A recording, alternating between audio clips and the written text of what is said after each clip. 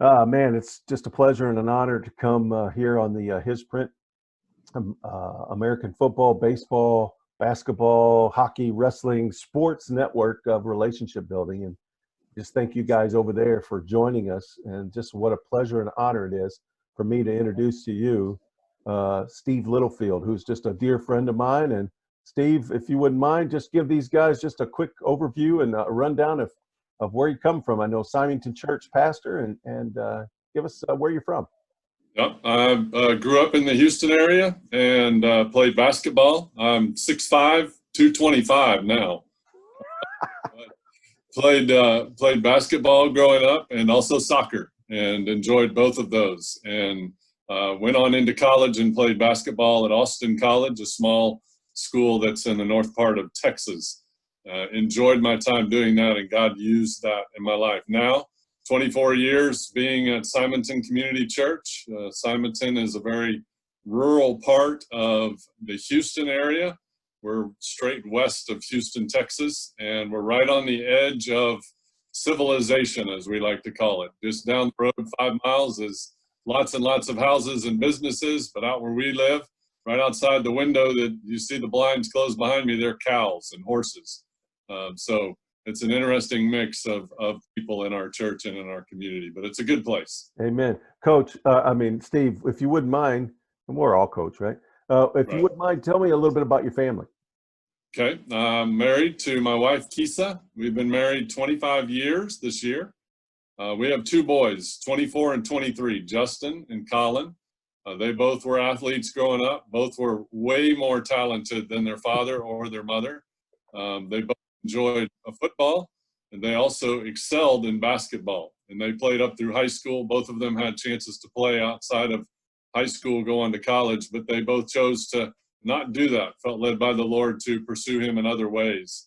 But as parents who were both athletes growing up, it was a thrill to be able to coach them on occasion, but also watch them, more importantly. And we were the loud parents on the sideline yelling for them. And on occasion yelling to help the referees understand as well. Yeah, you got to tell them when they made the wrong call. Well, yeah, somebody has to. Yeah, for sure. So, guys, Steve and I met through a ministry called Trace Diaz.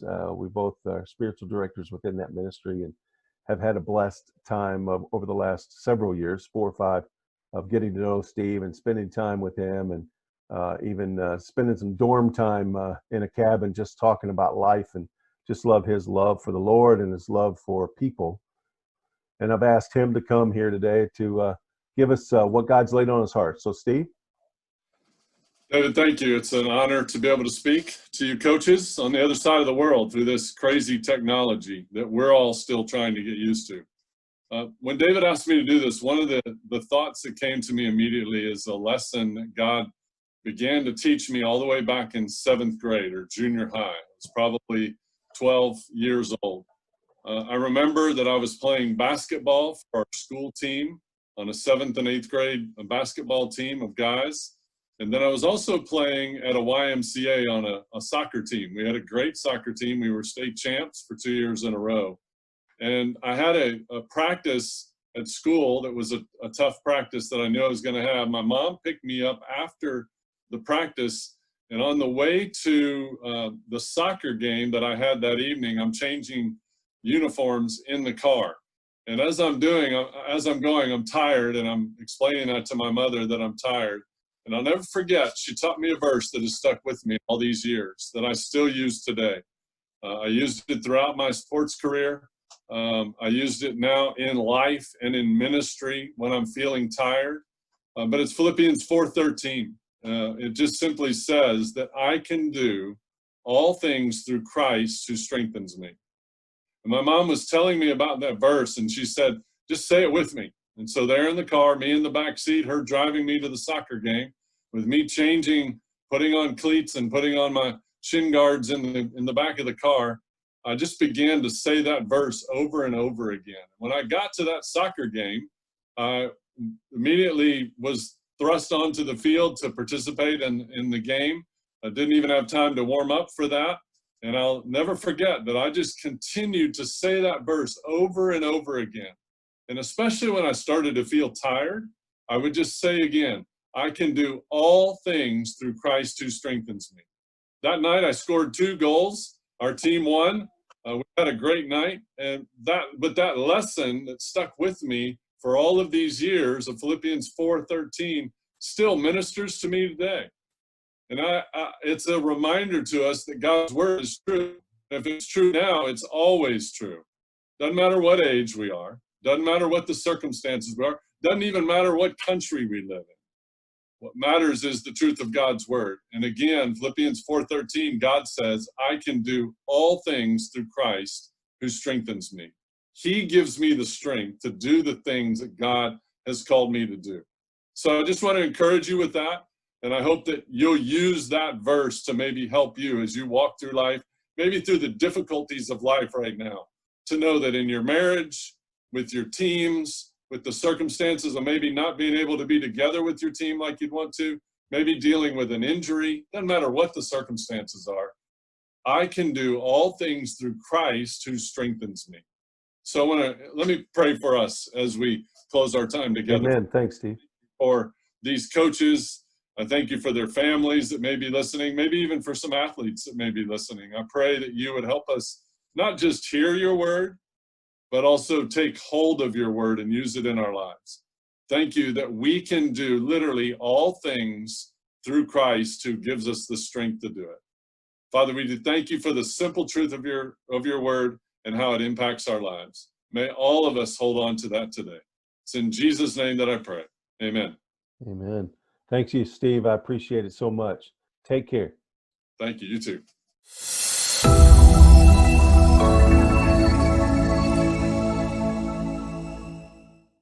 Thank you for joining us again here on the His Print American Football Relationship Network. And it's always a privilege, guys, for you guys to join us to bring to you and share with you our love for American football, but also our love for Jesus and our love for you guys over there. And you're not forgotten. This actually has given me a chance to spend some time with coaches here stateside. And today I'm blessed with the opportunity to bring Coach Zach Head in from Clear Falls High School. And Coach, thanks for joining us. Thank you. It's great to be here. Great to be a part of this.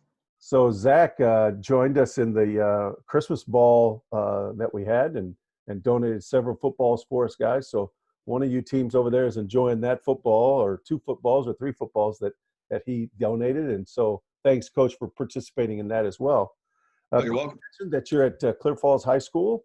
And if you wouldn't mind, just give us a little bio of yourself, obviously where you're at today, but tracking back to where you came from. Yeah, I'm about to go into my 5th year here at Clear Falls as the head coach here. It's my first head coaching job. Also, I got that dual role of being, the boys athletics campus coordinator, which certainly there's a lot that goes into that. I really take a lot of pride in that role as well. Before I got here to Clear Falls, I was at Clear Creek High School, which is actually our rival. They're right down the road, just a few miles from here. I was at Clear Creek for 9 years. First couple years as an assistant, I coached offensive line, and then I slid into the offensive coordinator role. And my last few years there, I was the assistant head coach as well as being the offensive coordinator, and just really a blessing to be there. Coach Darrell Warden was our head coach. He was a great man to learn from. We were fortunate. No, he retired 2 years ago. He actually coached. His final game was against us. Oh, wow. And we beat him. Man, you didn't let him get to go out in a shine. Yeah, it was quite the game. It was 66-59. Oh yeah, it was that was 2017, I believe. That was his last season and last game of the year. It was a big win for our program. Actually, kind of got us going in the right direction. But so it's kind of bittersweet coaching against him in his last game after all he had done for me. But during my time at Clear Creek, we were fortunate. We won a couple district championships. We made a couple good playoff runs. Had some really outstanding young men that we got to coach, and some coaches that I got to work with, and that kind of vaulted me into this position. Before that, I was at Red Oak High School, which is up in the Dallas area. South of Dallas. I coached there for a couple of years as the offensive coordinator at a school up there at Red Oak. And I worked as a graduate assistant coach at the collegiate level at Northeastern State University up in Tahlequah, Oklahoma, Division II school. Worked as a GA, working on my master's, coaching running backs during that time. That was a really unique experience because prior to that, I had been at the University of Oklahoma where I graduated from college, and I was fortunate when I was at OU. To kind of backtrack a little bit, I played my freshman year of college at Austin College in Sherman, Texas. Okay. All right. Division III school. Played football there for a year. I'd played since I was 7, obviously played through high school, and, wasn't necessarily the D1 athlete, but I did have some Division III offers. And as some of you may know, Division III is they don't give athletic scholarships. They do try to find a way to round up academic money for you and other things you may qualify for. They're usually they're smaller schools, usually higher end academic schools, a lot of them. And that was kind of the case of Austin College. And so I went there for a year before transferring back up. I'm from the Oklahoma City area, and I transferred back up to OU after that. Honestly, I was going to be in a lot of debt. Austin College is very expensive, and it was an opportunity to play for sure, but it just, just didn't feel right. And I was fortunate because I knew I wanted to go into coaching. And there was some concerns when I went, left Austin College and went to OU, and at first was just going to school to get my degree in education and try to get into coaching. Well, I was fortunate. I was able to get on with the football team there as a student manager first, and then slid into a student coach role. And Who was the coach then? Bob Stoops. Okay. My first year working for the team was 99, which was Coach Stoops' first year. And you talk about I was really blessed. Couldn't have asked for better timing just to learn from that staff. The football program had been a little bit downward swing at that time, and he came in and his staff, and they got those players to buy in and believe. And, in the second year, we won the national championship, which was just an awesome experience. I'm there every day, kind of working that behind the scenes role, but I'm soaking it all in, just learning from that staff and those guys and seeing it all go down. And then a little bit after that, I was able to move over to a student coach role, which is kind of like being an intern in coaching, basically. Sort of doing what the graduate assistants do. I was working with our GA on the offensive side, not getting paid at this point. This is the dedication of being a coach. Yeah, it was, but again, another tremendous experience. And that's what vaulted me into the opportunity to be a GA at Northeastern State was the guy who was the offensive graduate assistant at OU when I was working as a student coach had gone to high school with me. His name's Bubba Burcham. He had actually played at OU and was GA at the time. He became the offensive line coach at Northeastern State that summer that I had graduated from OU, and they just happened to have a graduate assistant opening. And so it really worked out well, and I was able to go up there and do that. And so that's kind of been my coaching journey. When I got done working as a GA, I looked into some college opportunities. It was mostly going to be small college type stuff. One thing I knew was that in Texas in particular, coaching high school ball is a pretty big deal. Not pretty. I think it's huge. Yeah, it's definitely the state you want to be in as a high school coach. And I knew how special it was down here, and so I really applied for a lot of jobs in Texas. I got certified to teach in Texas. Was able to land that job up in the Dallas area at Red Oak, and then a couple years later ended up down here. That's awesome. So that's kind of my journey. There you go. So Texas is in your blood now, obviously, and you got some Sooner in you, obviously, because you were born here. Family still up in Oklahoma? No, actually, my dad is down in this area. He's in Spring. Okay. That's kind of what was part of the reason I ended up in the Houston area is when I started looking for jobs that second year at Red Oak, our head coach was leaving. And I wasn't married at that time. I was still pretty young. And so I just started looking for jobs anywhere. I had some buddies down here in Houston. My dad was down in this area. I was applying for some things in Dallas and down here. I knew nothing about Clear Creek High School.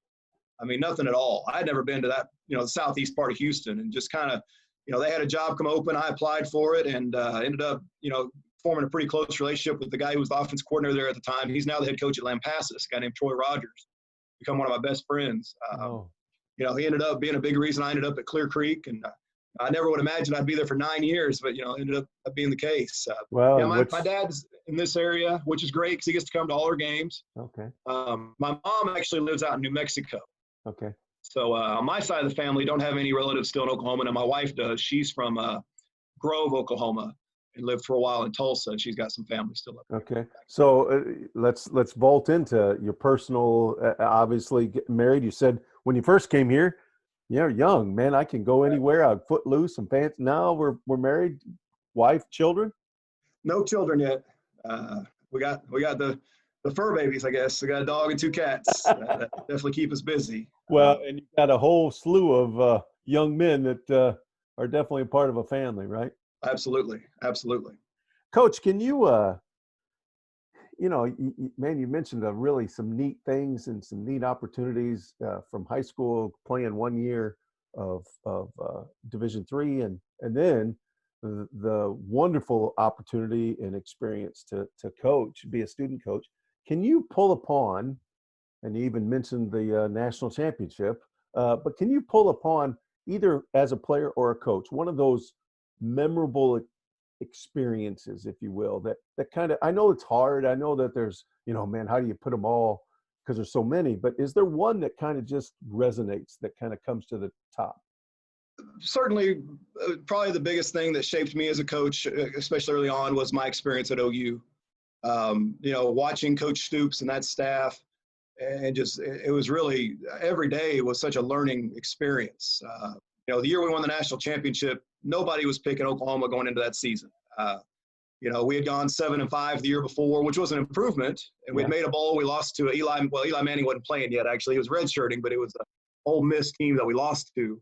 And so going into 2000, people were thinking maybe we'd be a top 25 team, maybe be an 8-3 type team. Nobody was expecting us to win the national championship. And just watching how Coach Stoops got everybody in that program to believe that we could, I really learned so much from that. His constant energy and positivity was something that really left a big impression on me. And it was something that, I knew when I got into coaching, that was something I wanted to emulate, because I know it made myself and everybody believe, in particular, kind of getting off track a little bit. We played Florida State in the national championship game that year, and they were really, really good.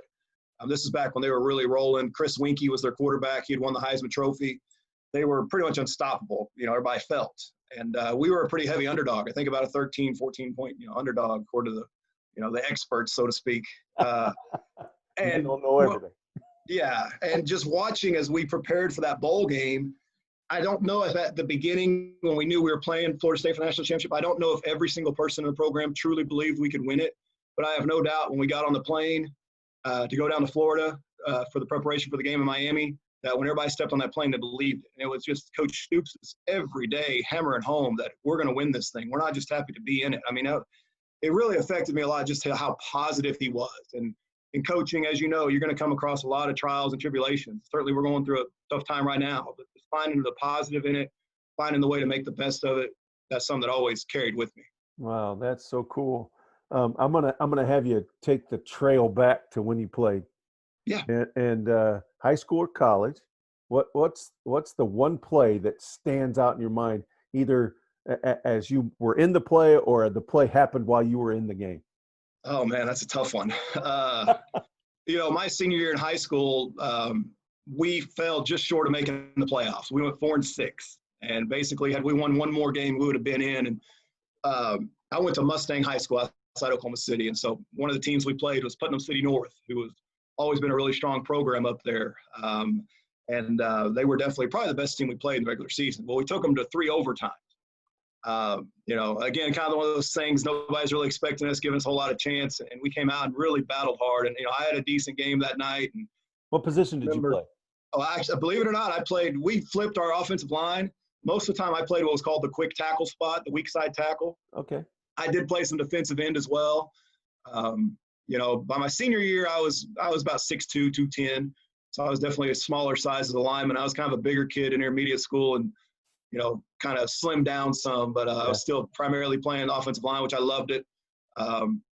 There's maybe not just one play from that game that stands out, but just overall the opportunities that we had, taken in the 3 overtimes, and just kind of fell short there at the end. Although it was it was a disappointment losing the game. It was also kind of took pride in the fact that they were ranked, one of the top ranked teams in the state at the time, and we were able to prove we could play with them. Almost pulling it off. Wow, Yeah. That's cool. Coach, shifting gears now, you mentioned a lot of people, a lot of great experiences for yourself and the people that you've met along your pathway, and that's helped mold who you are. Can you tell me a little bit, and tell the guys, what's your coaching philosophy? What is kind of your marching orders when someone comes to play under you and play in your program? What do they see as coach head? Well, first of all, we're always going to put the players first. So every decision we make, everything we do as a program is going to be about what's best for the players. We're going to put them in a highly structured environment. It's going to challenge them. There's no doubt. One of the key roles I feel that we have as high school coaches in particular and educators is to help raise young men. And that's a big part of, what we try to instill in our program. our school has a set of core values. We call them the circle words: courage, integrity, and respect. What you call It's called the circle words. them? Okay. Courage, integrity, respect, citizenship, and so leadership and excellence. And we really try to take those 6 circle words that epitomize our school and incorporate them into our program. We've got them written all over the hallways. And those kids see them every day. And so we talk a lot about being high character, doing the right things on and off the field. Those are the things we try to instill. When we get them, whether it's an hour every day in the off season or during the season, we're seeing them 2 to 3 hours a day. We're going to challenge them. We're going to put them in a structured environment. But the biggest thing is we're going to care for them. And one of the things that, we talk about with our coaches all the time is that if the players don't know that you care for them, it doesn't matter what you know. You could be the greatest X's and O's guy and the smartest, teaching a football drill guy, whatever it may be. But if the players don't know that you truly care about them and have their best interest at heart, it doesn't matter. And so we're going to go out of our way to build relationships with them, let them know how much we care about them, that we're there for them, that we they're more than just a football player to us. They're a young man, and we're trying to help mold them and be there for them however we can be. You kind of mentioned a little bit, but I want to kind of maybe dig just a little bit deeper on that is, what is your desire to instill in the players who are playing under you? You mentioned, the well-roundedness. You mentioned obviously I know that you are a man of integrity, that you're trying to build men, not just football players. But if they walked away and they were to come back, and you've already had 4 or 5 graduating classes, and one that's obviously played all 4 years under you. When they come back, what do they say? Coach, thanks for. I think the biggest thing is a lot of times thanks for helping me learn what I could overcome, helping me learn what I could achieve, helping me learn the importance of doing things the right way, of treating everybody with respect. I think those just common core values that people of high character have. One of the things I talk about all the time, it's been my experience from a player on through my coaching career, is that the best teams I've ever been fortunate to be a part of were made up of high character individuals, and the best players were the hardest workers. And, this past season, we had the most successful season in school history. And it was no coincidence that we also had the fewest amount of discipline issues with our team. We had the best academic GPA with our team. This was from top to bottom, freshman through varsity. Wow. And so it was that light bulb going off, for our kids. Hey, this is what we talk about. You do things right in the classroom. You do them right in the community. You're going to have success in the field. In fact, our whole program motto is win the moment. We just try to focus on that moment that you're in.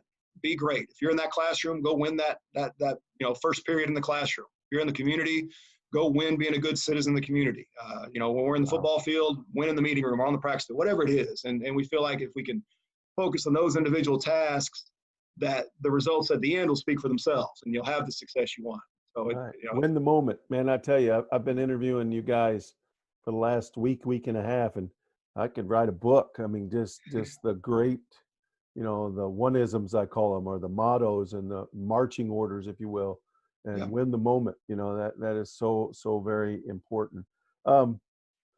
Coach, what's the motto? I mean, what's the mascot? We're the Knights. The Knights. The Knights, yeah. Okay, so do you have a knight that's walking out there in armor during the game, or what? Well, we got a mascot. He's not in armor, but he looks like a knight out there running around, get the crowd fired up. That's cool. What's your colors? Black and green. Black and green. Yeah. All right, that's cool. Coach, what is maybe some of your personal goals? You mentioned winning is not everything, but it's important, and you talked about building character, and when you take care of the little things and win the moment, those things pay off. But what are some of your personal goals? Well, obviously one of my goals personally was to become a head coach, and I've been very blessed to have achieved that. I'm at a great school. I couldn't be more happy with where I'm at. We have a great administration here and great setup. And so on that end of things, I plan to be here for a long time. Personally for me now, it's just to continue to grow as a coach, to make sure I'm constantly, putting our players first, that I'm setting an example for them, that I'm hiring coaches that are going to set the right example for them. And then, on a personal level, being the best husband I can be, being the best son I can be to my parents, those type of things. Just continuing to grow. Yeah. So let me go to that. You know, you're the head coach, right? So how does the head coach grow? What are some things that you see as important to instill in your everyday or your monthly or whatever the case may be to help you grow? Sure. I think always utilizing all the resources you can to learn new things and to learn new ways of doing things, whether that's going to clinics, reading books, watching clinic film, reaching out to other coaches or just other, successful people in the community and picking their brains about how they do things, why they do things a certain way. Just trying to continue never being satisfied or feeling like, oh, we've got it all figured out. I'm good. I think as soon as a coach or in any profession, you feel like you've reached your plateau, so to speak, and you don't have any improvement to be made, you're wrong. And I know I always do. I'm always, looking for ways to do things a better way, a more efficient way, a way that could lead us to be more successful and personally and Yeah. as far as our football team. Right. I guess football game as well as practice is a classroom, right? There's teaching moments in Yeah. each and every one of them, and you learn in every one. If you're smart, you look for Absolutely. those. Yeah. So, Coach, tell me your favorite part of the game. What is your favorite part of the game of football? Well, just the joy of seeing, young athletes obtain success and knowing that you had a role in it. Watching them put in the work that you're, putting them through, the environment you're putting them through, the planning, all the preparation, the things that you do. Obviously, the X's and O's. I love the X's and O's. Being an offensive guy and coming up on that side of the ball, certainly that's one of the things I love is putting together a game plan each week. I still call the plays. Some I've done for 11 years now. I love it. I love the strategy of that, certainly. Right. But I think on a greater level, it's seeing maybe that play design or that preparation become successful on Friday night and the kids getting to reap the rewards of that. Awesome. So as far as just directly on the field, that would be it. Just the joy of seeing kids put in the work and get to gain the satisfaction of knowing that the work they put in was worthwhile because they have the success on the field they wanted. That's awesome. You know what, Coach, as I interview people and I'm blessed that you went to your office, you're obviously I'm paying attention to you, but you look behind and you see a little bit like you do at my office. I got this little homemade, my son's 26 and he made that when he was like 6. It's a tie for Father's Day. Very cool. But back behind is the world map. Obviously his prints have been blessed to expand and travel the globe and sharing equipment that you guys have donated. That black dot back there is CSOC Croatia. But tell me, I see 2 footballs right behind you. Yeah. And obviously those got to be something memorable there. Yeah, they're both very special. The one actually on the right, the one nearest to me, was from my first year here. Our second game, we beat Bel Air in overtime. And just to give you a little background, they had lost 19 straight games when we came in here. Things weren't in a good situation, just to be honest with you. There's a lot of negativity and so forth. And so, we played Spring High, my first game as head coach, and we came up on the losing end of that one. And then that second game, which was our first home game, we were able to go out and win against a pretty good Bel Air team. And it was a dramatic game. We won it in overtime and all these things. And the impact it had on this school really blew me away. People were in tears, faculty members, parents, community, just because they had lost for so long. Again, there was, they were 1-19 the previous 2 years. They were on an 18-game losing streak, and then we lost our first game. So that was 19 straight games that have been lost, and the kids were just so excited. And that was actually going into Labor Day weekend. The game was on a Saturday, and we saw the kids again that Monday morning, Labor Day morning, and they presented me that ball at the end of practice. It all signed it and has the score on there. That is awesome. And then the one on the left, that's pretty recent. This year, as I kind of mentioned earlier, we were very fortunate to have a very successful year. We got in the playoffs, and we were short one game because of the storms we had earlier this year. So we ended up playing 9 games in the regular season. And our last game was against Clear Creek, our big rival, who we'd beaten the previous 2 years. And we're fortunate to beat them again this year. And that wrapped up our regular season at 7-2 and wrapped up us getting to host a home playoff game. And when we came in the locker room, we jumped around and had a good time. And our players, our quarterback in particular, had the players all sign that and handed it to me. And they thanked me for believing in them. Wow. This was the group that I had got to see all the way through, the seniors. When I got hired, they were at the end of their 8th grade year. And one of the things I told them when they came to the freshman camp, going into the freshman year, I said, you'll be the best class football-wise to ever come through Clear Falls High School if you'll do the things that we're going to outline for you. And they did those things, and they achieved that. So it was really kind of emotional. They thanked me for believing in them, and I turned right around. I thanked them for believing in me and us, our staff. So those are both very special for sure. No doubt. That is so cool. Let me ask you this. What if you had one drill or one play and you only had 15 minutes, or this was the only time you were a guest lecturer, or there's the only time you're going to get a chance to present this, what would that one play or that one drill be? The play would probably be what we call spot, which is a quick game passing play. Some of that's been very successful for us through the years with a variety of quarterbacks. It's actually pretty simple to teach. You got a lot of options where to go with the ball with the quarterback. And I think, I've been fortunate to coach some really good quarterbacks. And they've all had different skill sets. And, all of them had this has always been one of their favorite plays when it comes just to pure passing play. Basically, you got out of a 2x2 set or a doubles type set, on the side the running back's on, you got the running back on a swing route, you got the inside receiver on a corner route, and the outside receiver on what we call a spot route, where he's basically curling up over the flat defender. And then on the backside, there's a lot of different things you can do with it. We do double slants with it right now. There's some things we've done over the years, but it's been one of our most consistent just base pass plays. Year in, year out, our quarterbacks have always liked it. The read progression is pretty simple. We rep it a bunch. We'll dress it up and do some different things with it, formation-wise and with motions and different things. But at the end of the day, it becomes the same scheme.